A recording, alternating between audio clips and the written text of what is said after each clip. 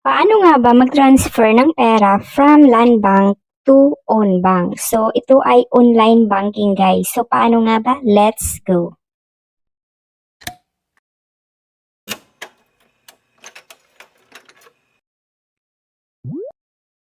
As you can see guys, may balance yan na 18,000. Then, i-click ang Found Transfer sa baba. Click Found Transfer again. Then, Destination, Bank. At hanapin dito ang Own Bank sa search. Ayan, isearch nyo lang din account number. So, account number ng Own Bank. Then, syempre, receiver name. Make sure lang guys na tama ang account number. Then, pag okay na, proceed sa receiver name. So, sa sarili ko lang ding bank to guys. Own bank ko lang din ito. Then, receiver mobile number. Kailangan nyo rin ilagay dyan. Then, pwede rin maglagay din kayo ng receiver email. Pwede na rin hindi dahil naka-option na lang siya.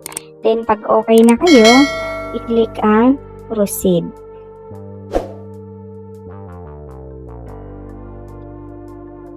Then, amount. Enter amount kung magkano yung ita-transfer ninyo sa own bank.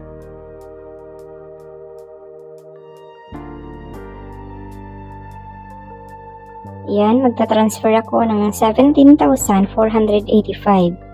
Then, via InstaPay, guys. So, 17,485 ang ita-transfer ko dahil may fee pa yan na 15 pesos. Then, ang 500 is ititira ko. Then, check lang natin. Then, i-click lang ang confirm. So, make sure lang guys na tama. Then, may marireceive kayong OTP sa pinaka-number ng inyong land bank na naka-register. Ayan. Kung nakikita nyo, nag-pop up. So, enter ko lang dito ang OTP. Then, proceed. Then, ayan na. Okay na yan. Ito na ang pinaka-resibo. As you can see, 500 na lang ang natirang balance sa aking land bank. So, ganun lang siya kasimple kung paano mag-transfer from land bank to own bank. Then, papakita ko sa inyo kung pumasok na ba sa aking own bank. Ayan lang siya guys. Pumasok na agad. Real time. So, napakabilis lang, di ba?